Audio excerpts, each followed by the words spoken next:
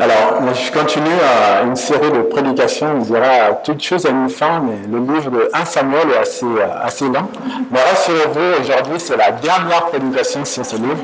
On fait une énorme pause sur ce livre et on va continuer donc l'étude de 1 Samuel. Cette fois-ci, on va s'arrêter au le verset 16 à 52 du chapitre 14. 1 Samuel 14, le verset 16 à 52. Mais juste peut-être rappeler un peu où est-ce qu'on en était. Ce livre de Samuel commence en tout cas par l'écrit d'une femme qui n'arrive pas à donner naissance à un enfant et qui est moquée par sa rivale. Elle va crier à Dieu qui va lui donner un fils, donc Samuel, et Samuel va devenir le porte-parole de Dieu pour le peuple d'Israël. Et le peuple d'Israël va vouloir un roi. Et Dieu va accéder, on va dire, tristement à cette demande et va leur donner un roi, donc le premier roi d'Israël qui sera Saül.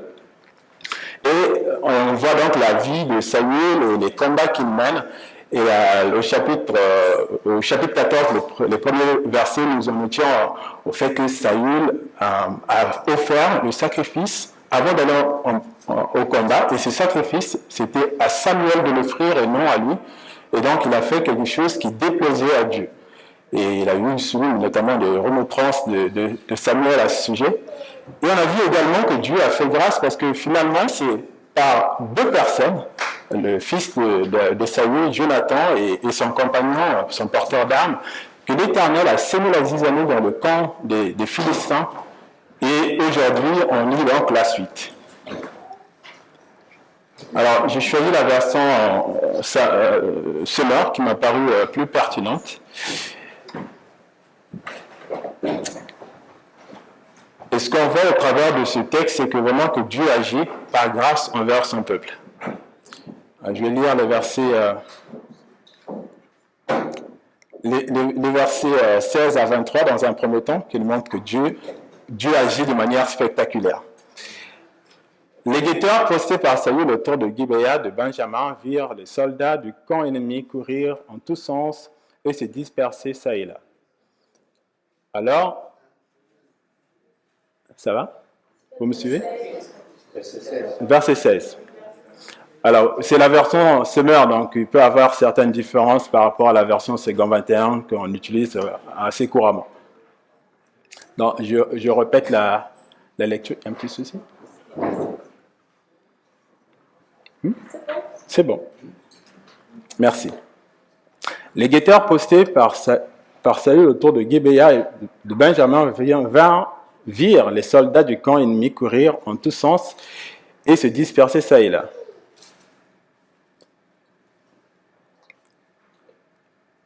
Alors, il manque quelque chose. Bon, c'est pas grave. Bon. Ah oui, en effet. Alors Saül ordonna à ses soldats, faites l'appel et voyez qui nous a quittés. On fit l'appel. Merci. On fit l'appel et l'on s'aperçut que Jonathan et le jeune homme qui portait ses armes manquaient. Saül dit à Aïja, apportez l'éphod, car le prêtre portait en ce temps-là l'éphod devant les Israélites. Pendant que Saül parlait au prêtre, le désordre augmentait dans le camp des Philistins. Alors Saül dit au prêtre, cela suffit, retire ta main. Saül et ses hommes se rassemblèrent et s'avancèrent sur le champ de bataille. Et que virent-ils? Leurs ennemis étaient en train de s'entretuer à coups d'épée dans une mêlée indescriptible. Les Hébreux qui, depuis longtemps, étaient au service des Philistins et qui participaient à leur expédition, firent volte-face et passèrent du côté des Israélites qui étaient avec Saül et Jonathan. De même, tous les Israélites qui s'étaient cachés dans la région montagneuse d'Éphraïm apprirent la défaite des Philistins et se mirent eux aussi à les talonner pour les combattre. Ainsi, ce jour-là, l'Éternel accorda la délivrance à Israël et le combat se poursuit jusqu'au-delà de Beth-Aven. Tant convaincus que Dieu livre entre leurs mains l'armée philistine, deux jeunes gens, Jonathan et son compagnon, sèment à eux de la zizanie dans le camp des Philistins. Et de loin, les guetteurs postés par le roi Saül voient sans doute de la poussière se lever, ils entendent des sentiments d'armes et voient surtout des Philistins, reconnaissables par leur grande taille, qui tombent les uns après les autres. Mais que se passe-t-il donc dans ce camp de ces vaillants guerriers? Les Israélites semblent comprendre tout de même ce qui se passe dans leur camp adverse.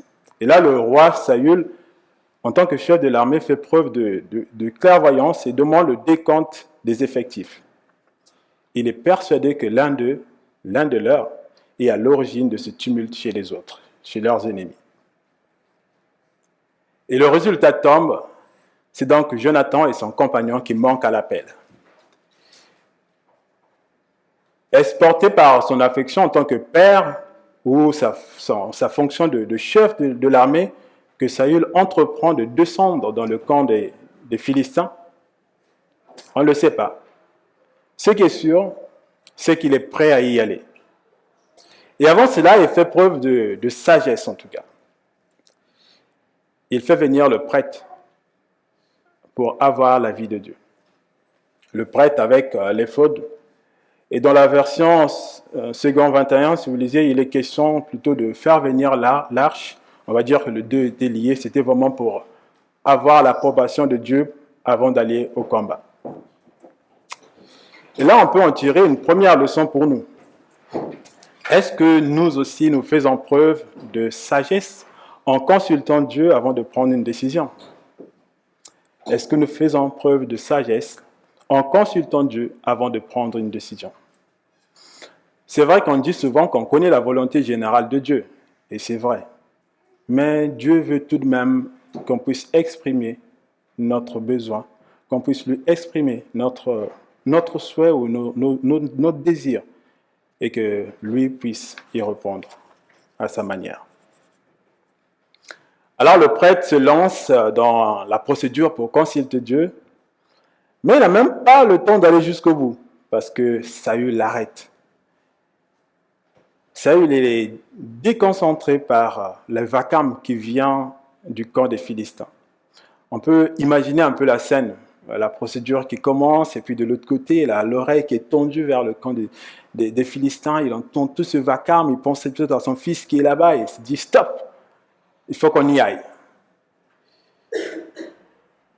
En lisant ça, moi j'ai rigolé, je me suis dit, on comprend peut-être mieux pourquoi il est recommandé, quand on prie, de fermer les yeux pour éviter d'être distrait par ce que l'on voit. Et on comprend également pourquoi Jésus dit que quand on prie, on doit le faire en intimité dans sa chambre. Ça montre vraiment que quand nous consultons Dieu, nous devons nous mettre dans des bonnes dispositions pour éviter d'être distraits et entraînés mentalement ailleurs. Mais parfois, pendant la prière, je ne sais pas vous, mais moi, je le reconnais, il vaut mieux ouvrir les yeux plutôt que de les fermer parce que notre esprit va parfois ailleurs. Et quand c'est comme ça, souvent, je fais une chose. Alors, il y a plusieurs manières de rester concentré et à disposition pour Dieu. Mais mon astuce à moi, c'est de répéter les paroles de celui qui prie dans l'assemblée. Ça me permet de rester concentré et que quand je dis Amen, au moins que je sois d'accord avec ce que la personne a dit. Voilà. Mais ce que vient de faire le roi Saül, arrêter le prêtre dans son élan pour demander la vie de Dieu, ça peut paraître anodin, mais c'est une chose très très grave. Et une fois de plus, le roi Saül bafoue et méprise les prescriptions de Dieu. Il manque de respect aux prêtres établis par Dieu. Et déjà au chapitre 13, comme je le disais, cela lui a valu des sévères remontrances de la part de Samuel. Et à cause de cela même, Samuel lui a annoncé qu'il perdrait la royauté, que la royauté lui serait retirée et donnée à quelqu'un dont le cœur plaît à Dieu. On voit là que Saül n'a pas du tout tiré des leçons de cet épisode récent, de la même bataille. Il s'impatiente une fois de plus et se passe de la vie de Dieu pour aller au combat. Il faut se rappeler quand même qui est Saül. Dieu l'a consacré comme chef du peuple. Non seulement un chef militaire pour mener les guerres contre les ennemis de Dieu, mais avant tout un chef spirituel. Et en tant que chef spirituel, il devait donc aider le peuple à demeurer fidèle à Dieu, à l'aider à mieux connaître Dieu et surtout à respecter son autorité. Pourtant, en un court temps et par 2 fois, il dénigre Dieu et montre là un très très mauvais exemple au peuple d'Israël. Et on peut vraiment se poser des questions, mais pourquoi est-ce qu'il cherche en fait à consulter Dieu, Saül? Ou pourquoi il fait semblant de consulter Dieu? C'est vrai que je me suis posé cette question. Est-ce que les consultations de Saül étaient vraiment de nature à rechercher la volonté de Dieu? Ou c'était uniquement pour conforter sa volonté et son désir de gagner la guerre? Et une fois de plus, on peut vraiment en tirer des leçons pour nous. Et ma femme me disait, vu qu'elle m'aide souvent à taper le texte, elle m'a dit, il en prend cher, Saül. Mais en fait, il n'y a pas que Saül qui en prend cher. En fait, nous tous, on peut vraiment se retrouver dans ce personnage de Saül parce qu'on n'est pas meilleur. Et c'est vrai. Combien de fois, nous aussi, nous avons prié Dieu, mais alors que notre décision dans notre cœur était déjà arrêtée. On a fait semblant de demander la volonté de Dieu, alors que nous savions déjà ce qu'on voulait faire. Et peu importe si une voix sage venait nous dire, ben non, peut-être c'est pas ça qu'il faut faire. Mais nous, notre décision est tellement arrêtée que nous fonçons en disant, non, c'est ça que Dieu veut. C'est finalement agir de la même sorte que Saül, c'est de vouloir juste conforter notre propre position et accomplir notre propre désir. Une autre chose que l'on voit là également qui doit nous servir de leçon, c'est l'autorité spirituelle que revêtent tous les chrétiens. Jésus-Christ a donné à tous les chrétiens, à tous ceux qui l'ont accepté comme Seigneur et Sauveur, cette autorité spirituelle pour s'édifier mutuellement les uns des autres, à demeurer fidèles et à faire connaître aux non-chrétiens la bonne nouvelle du salut en Jésus-Christ. Et c'est aussi à cause de cette autorité ou pour cette autorité que les parents doivent élever leurs enfants dans les voies de Dieu afin qu'ils connaissent Dieu dès leur jeune âge et qu'un jour devenu grand, qu'ils acceptent Jésus comme Seigneur et Sauveur. Et cela passe pas seulement par la connaissance, mais ça passe surtout par le témoignage de notre vie, l'exemple des parents vis-à-vis des enfants. Saül descend donc se battre sans avoir eu l'avis de Dieu. Et il entraîne avec lui le peuple qui pourrait se faire décimer. Si vous vous rappelez au chapitre 13, on avait vu que les Philistins étaient mieux outillés que les Israélites.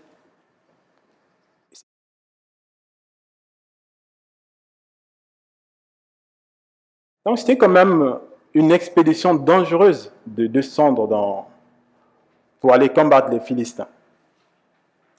Et moi, je dirais, en tant que responsable militaire, enfin, il a été irresponsable, le roi Saül, entre guillemets.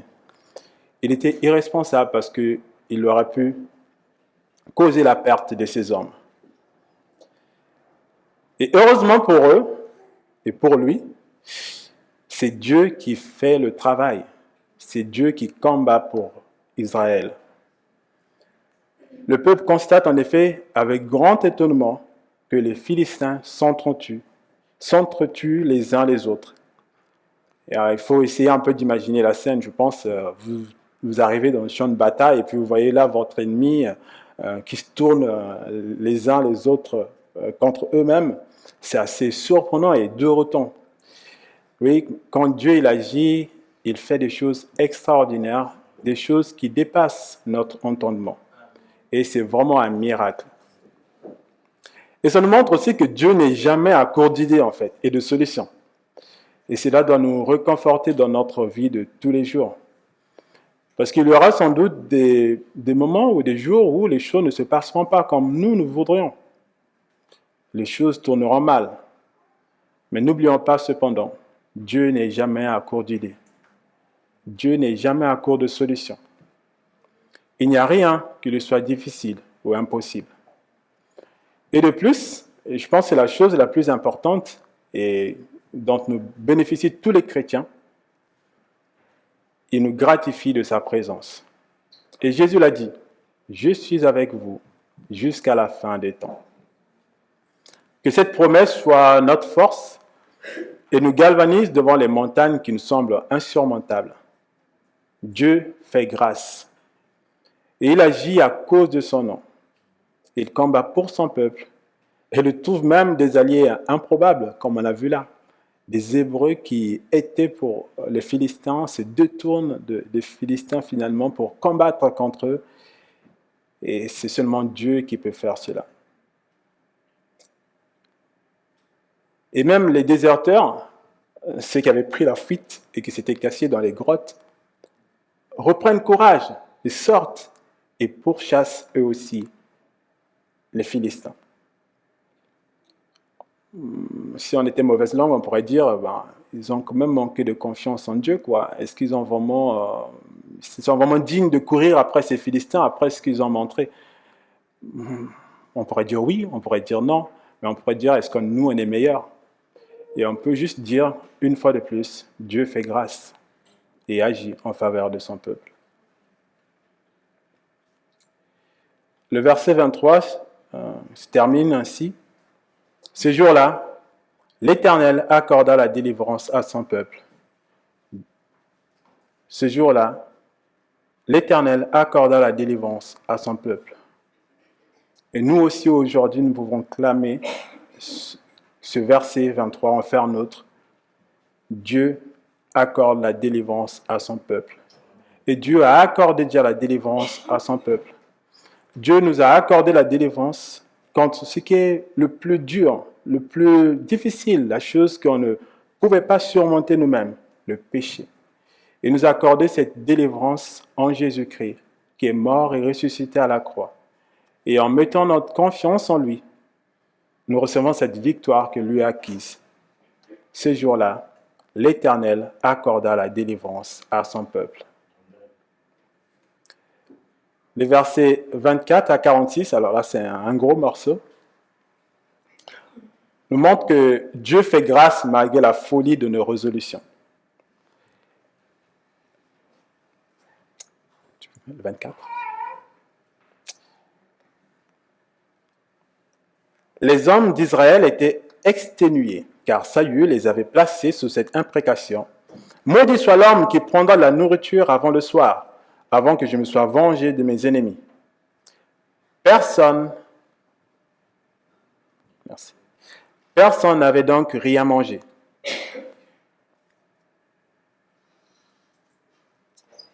Oui, c'est bon, merci. Bon, c'est pas grave. Personne n'avait donc rien mangé. Toute l'armée avait atteint un bois où du miel coulait jusque le sol. En arrivant, les hommes virent bien ce miel qui ruisselait des rayons, mais aucun d'eux n'osa y toucher et en porta à sa bouche par respect du serment. Toutefois, Jonathan, qui ignorait que son père avait fait prêter serment à tout le peuple, tendit le bâton qu'il tenait en main et en trempa le bout dans le rayon de miel, puis le porta à sa bouche. Immédiatement, ses yeux s'éclaircirent. À ce moment, l'un des soldats l'avertit en disant « Ton père a adjuré le peuple par un serment en disant « Maudit soit l'homme qui prendra aujourd'hui la nourriture. » C'est pour cela que tous sont épuisés. Jonathan déclare « Mon père fait le malheur du pays. Vous voyez donc comme ma vue s'est éclaircie depuis que j'ai mangé un peu de miel. Ah, si nos hommes avaient mangé aujourd'hui de la nourriture qu'ils ont trouvée chez nos ennemis, la défaite des Philistins serait bien plus grande. » Les Israélites battirent ce jour-là les Philistins depuis Michmash jusqu'à Aïlon. Ensuite, les hommes étaient si épuisés qu'ils se ruèrent sur le butin. Ils prirent des moutons, des bœufs et des veaux, les égorgèrent sur place et les mangèrent avec le sang. On va dire à Saül que les hommes étaient en train de commettre une faute contre l'Éternel en mangeant des bêtes avec le sang. Alors le roi s'écria « Vous êtes des infidèles! Roulez immédiatement vers moi une grande pierre. » Puis il ajouta « Répondez-vous dans l'armée et dites à chacun de venir m'amener son bœuf ou son mouton et de l'égorger ici. » Ensuite, vous en mangerez et vous ne commettrez plus de faute contre l'Éternel en mangeant ces bêtes avec le sang. Chacun amena donc pendant la nuit le bétail qu'il avait sous la main et on l'égorgea en cet endroit. Saül bâtit un autel à l'Éternel. Ce fut le premier qu'il édifia en son honneur.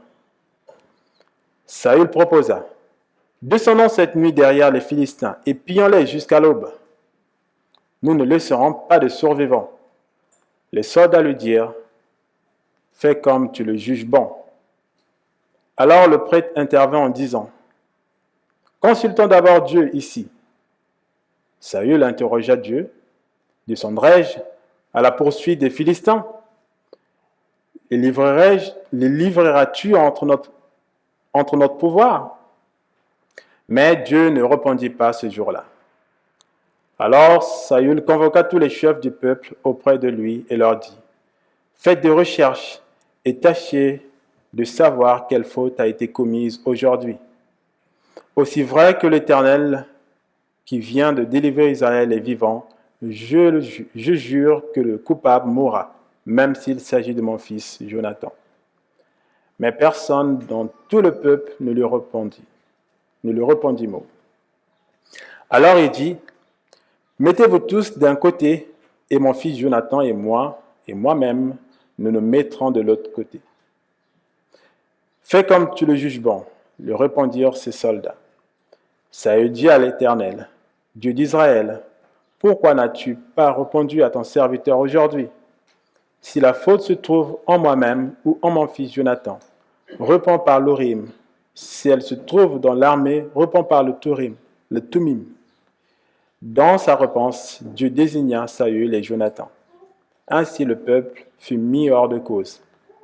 Alors Saül ordonna: jetez le sort pour déterminer s'il s'agit de moi ou de mon fils Jonathan. Et le sort tomba sur Jonathan. Alors Saül lui demanda: qu'as-tu fait? Avoue-le-moi. Et Jonathan lui déclara: j'ai goûté un peu de miel avec le bâton que j'avais en main. Me voici prêt à mourir. Saül s'écria: oui, certainement, tu seras puni de mort, Jonathan.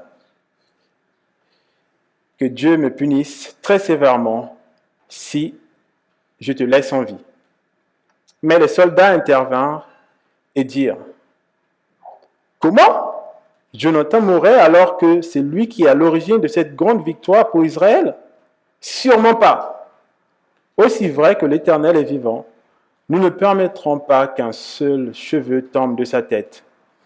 Car ce qu'il a fait aujourd'hui, c'est avec l'aide de Dieu qu'il l'a réalisé. Ainsi, l'intervention du peuple sauva Jonathan et il ne fut pas mis à mort.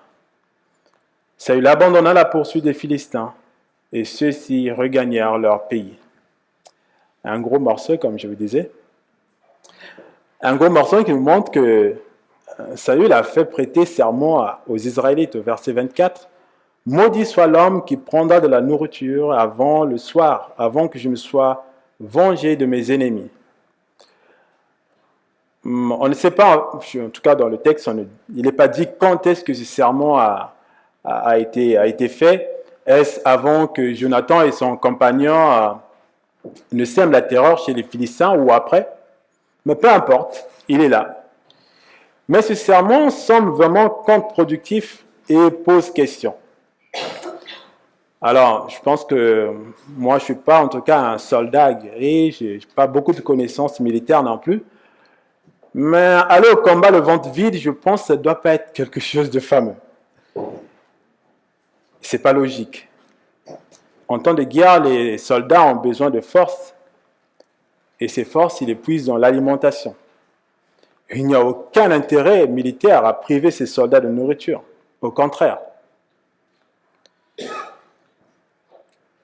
Déjà, les armes que portent les soldats sont assez lourdes.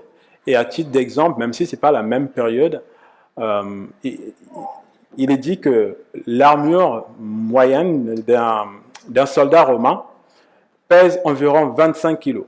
Donc, il faut quand même les porter 25 kilos. C'est pas je les porte 1 minute ou 5 minutes, puis je les dépose. Non, il faut les porter pendant toute la durée du combat. Et il faut donc être en pleine forme. Et les raisons pour lesquelles le roi Saül fait prêter ce serment au peuple d'Israël posent aussi question, en fait, ça interpelle. Et si on lit bien ce qu'il dit, on se rend compte que c'est vraiment pour des raisons personnelles et non collectives, ou même pour Dieu qui le fait. Au verset 24, il dit « Maudit soit l'homme qui prendra la nourriture avant le soir, avant que je me sois vengé de mes ennemis. » Il utilise là en tout cas le pronom personnel, me, avant que je me venge de mes ennemis. Les Philistins n'étaient-ils pas aussi les ennemis de Dieu et du peuple d'Israël, parce qu'ils rejetaient justement l'autorité de Dieu dans leur vie? Et n'est-ce pas Dieu qui a combattu ces Philistins-là pour le peuple d'Israël? Pourquoi faire porter autant de poids sur le peuple d'Israël? Et quelle était finalement la contribution du peuple d'Israël dans le combat? On a vu que c'est l'ennemi, ils se sont entretués entre eux.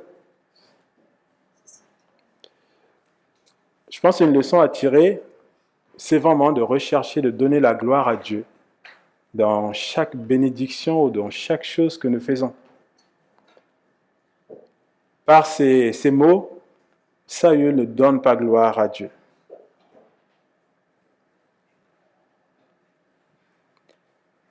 Et il y a plusieurs manières de rendre gloire à Dieu. Et une des manières pour moi, c'est vraiment de remplacer le mot chance par le mot grâce. Très souvent, je disais chance, mais finalement, je me suis dit non, c'est pas de la chance, c'est plutôt de la grâce. Et c'est une manière de dire à Dieu, je reconnais que c'est par grâce que tu m'as donné cela. C'est par grâce que tu agis ainsi en ma faveur. Et ce que je trouve agréablement surprenant, et qui peut aussi servir d'exemple pour nous, c'est finalement l'attitude du peuple d'Israël. Malgré ce serment qui semble irrationnel, le peuple l'honore. Ils acceptent d'honorer, de répondre favorablement à la demande de leur roi. Et il faut dire que quand le roi, avant même qu'il ne soit désigné et consacré, Samuel avait dit déjà au peuple d'Israël quels seraient les droits du roi envers eux. Et donc, ils étaient obligés de respecter ce que le roi leur imposait, bien sûr, sauf si ça contrevenait contre la loi de Dieu. Le peuple respecte l'autorité du roi. Il ne manque pas de le respecter, même quand il est tenté de le faire devant ce miel juteux qui se présente devant eux. Et on peut dire que c'est finalement le peuple, dans sa fidélité, qui montre l'exemple au roi. Il montre le bon exemple au roi, quand lui, le roi, a déshonoré à plusieurs reprises Dieu par son comportement. Le peuple demeure fidèle à son engagement, même quand il n'est pas pertinent. Et là encore, nous aussi, on peut en tirer des leçons parce que la Bible nous exhorte et nous demande de respecter nos autorités.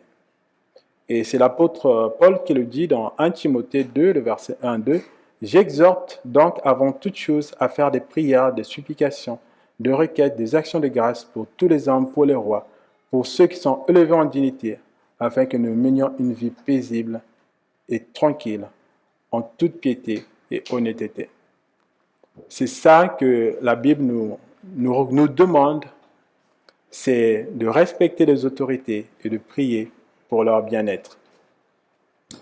Jonathan, le fils du roi, le fils de Saül, qui ignorait cet engagement et qui a goûté à ce miel, n'a pas finalement la même conception que son père. Il pense que ce serment cause vraiment du tort au peuple qui manque de force. Et il ne semble pas avoir tort parce que juste après, on voit que le peuple, tellement épuisé, s'acharne ou épuisé se rend coupable devant Dieu et mange de la viande avec le sang. Et cette interdiction de manger la viande avec son sang remonte du temps de Moïse, on peut le voir dans Lévitique, mais même du temps de Noé. Et dans Genèse 9, le verset 4, il est dit « Seulement vous ne mangerez aucune viande avec sa vie, avec son sang. » C'était donc pour des raisons spirituelles et sans doute aussi sanitaires qu'il était interdit de consommer des animaux avec du sang. Spirituel parce que le sang représente la vie et elle appartient à Dieu. Sous l'Ancienne Alliance, l'aspersion du sang jouait un rôle particulier pour l'expiation des fautes, le pardon des péchés. Et le sang représentait donc la vie de l'animal qui était donné en rançon pour la vie de l'homme coupable d'une faute devant Dieu. Et c'est aussi donc la préfiguration de la venue de Jésus-Christ qui lui est mort et ressuscité pour que tous les hommes soient sauvés en mettant leur foi en lui. Et c'est lui qui est appelé l'agneau de Dieu. Raison sanitaire, sans doute parce que le sang peut contenir des maladies et qui se transmettent à l'homme. Jésus nous a libérés des considérations sur le repas et le manger et dit que ce n'est pas ce qui sort de l'homme qui le souille, mais ce n'est pas ce qui entre dans l'homme qui le souille, mais c'est plutôt ce qui sort de l'homme. Et c'est vraiment très important de nous rappeler de cela, que ce n'est pas ce que l'on mange qui va faire que notre relation avec Dieu s'étiole ou se détériore. C'est plutôt ce qui sort du fond de notre cœur. L'autre leçon aussi à tirer sans doute de ces versets, c'est de ne pas faire porter du poids sur les autres. Et ça, c'est vrai que ça peut avoir des conséquences graves et néfastes pour la foi des autres. Nous ne sommes pas tous au même stade de la foi. Et quand on voit un frère qui trébuche, plutôt que de l'accabler, on peut juste l'exhorter avec amour. Juste l'exhorter avec amour, en lui manifestant notre désir de le voir vraiment dans une vie sainte et en étroite collaboration avec Dieu. Mais l'accabler ne l'aidera pas. Au contraire, ça fera porter sur lui un poids très, très, très, très important. Une fois, je discutais avec une personne qui est chrétienne et en l'écoutant, je lui ai dit, en fait,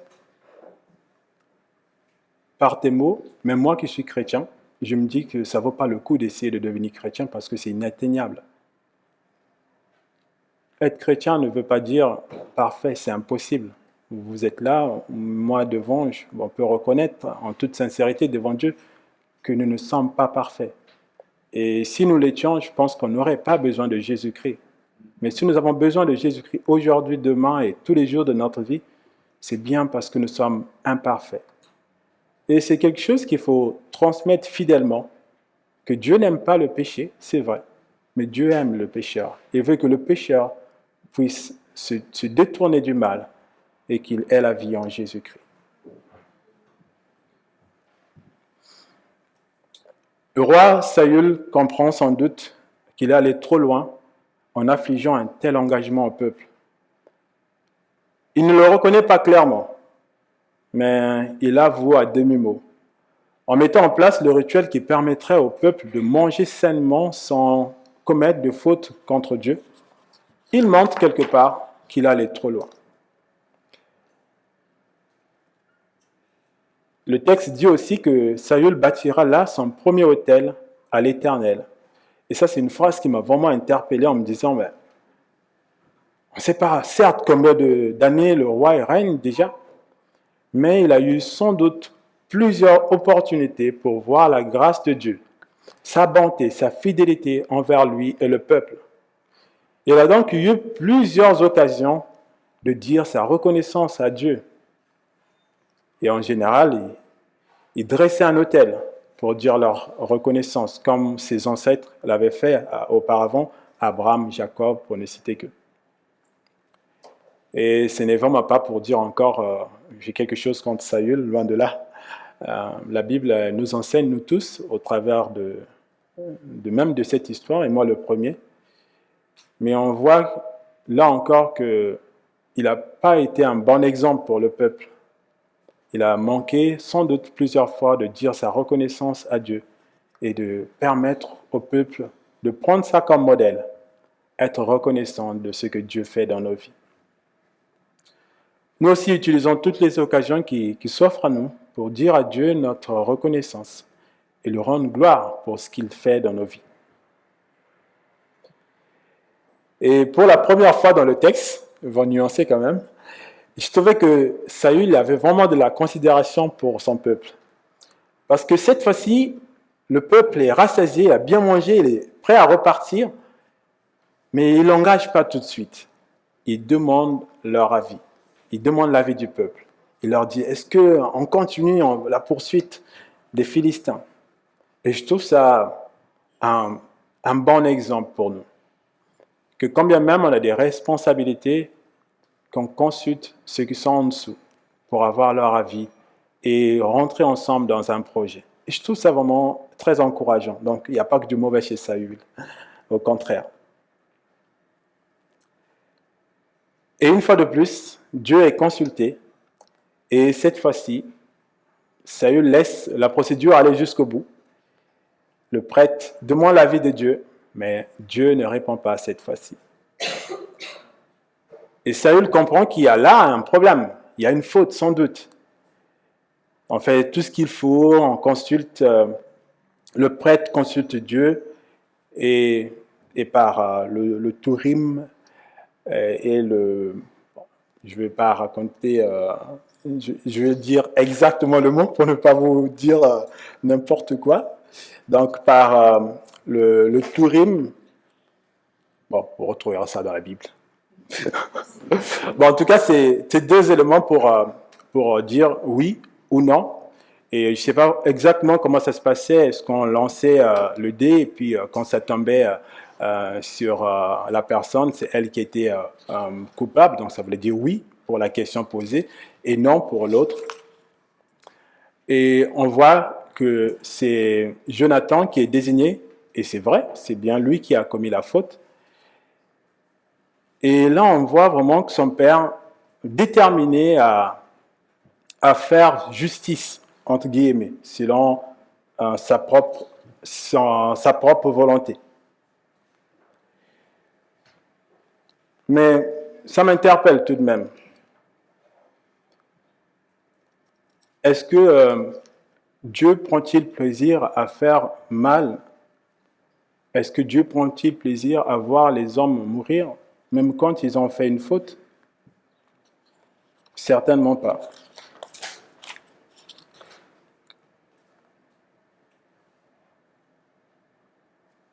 Saül fait peser sur les autres le poids de leur faute avec rigueur. Et il ne s'applique pas la même rigueur. Et si Dieu l'avait désavoué au chapitre précédent, il lui avait annoncé que le royaume lui serait retiré, c'est bien parce qu'il avait désobéi, ce n'était pas par injustice. Et ce n'est pas qu'une seule fois qu'il s'est rendu coupable de cela. Cependant, il ne s'auto-inflige pas une sanction à la hauteur de ses fautes. Et s'il avait appliqué le principe du deuxième plus grand commandement à lui-même, il aurait sans doute agi différemment. Le deuxième plus grand commandement nous dit « Aime ton prochain comme toi-même ». Aime ton prochain comme toi-même. Et c'est ce que Dieu nous commande. Jésus nous dit aussi que nous serons jugés de la même mesure que nous aurons jugé les autres.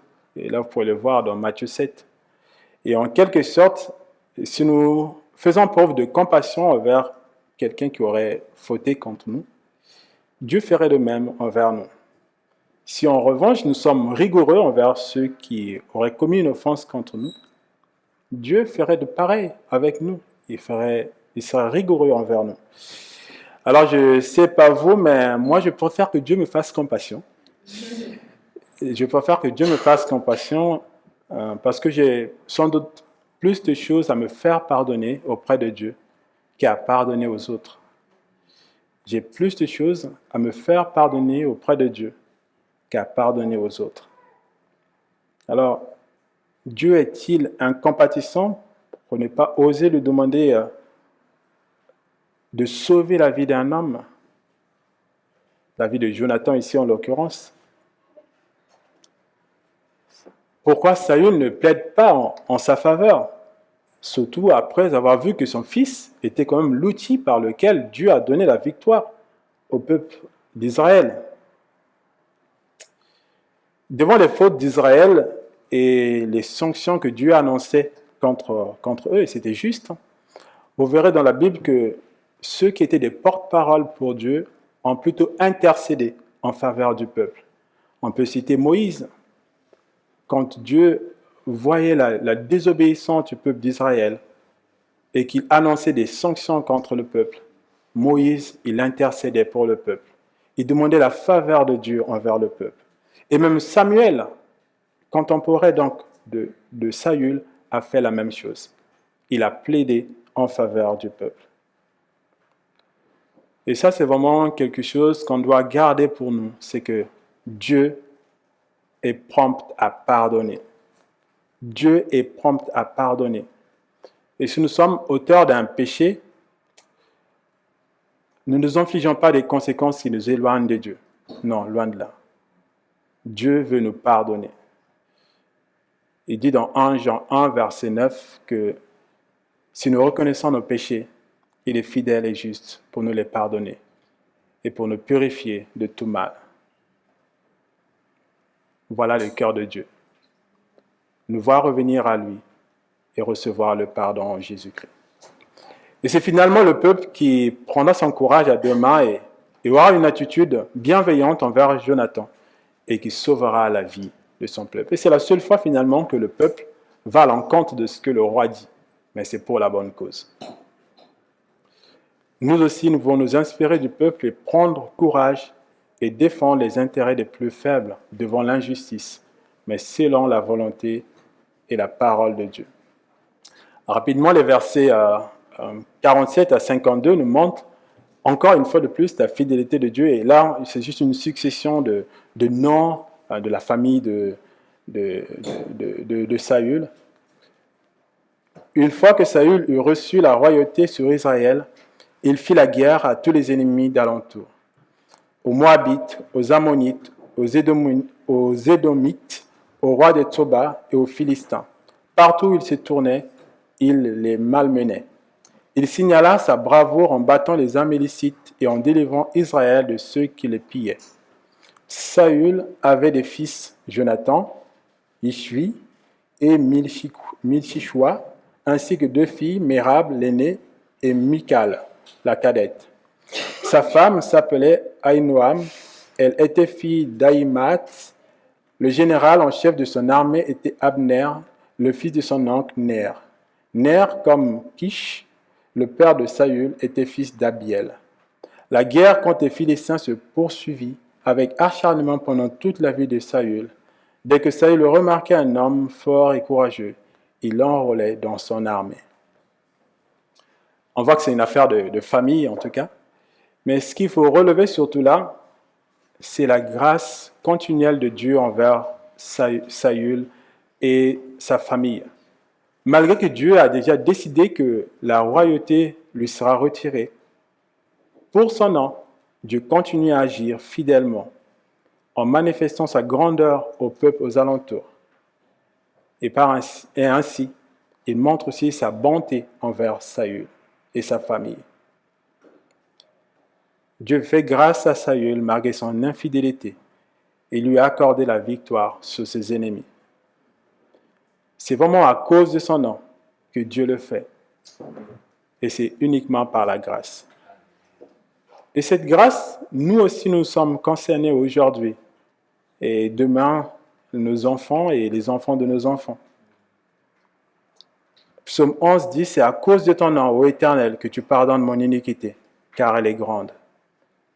C'est à cause de ton nom, ô Éternel, que tu pardonneras mon iniquité, car elle est grande.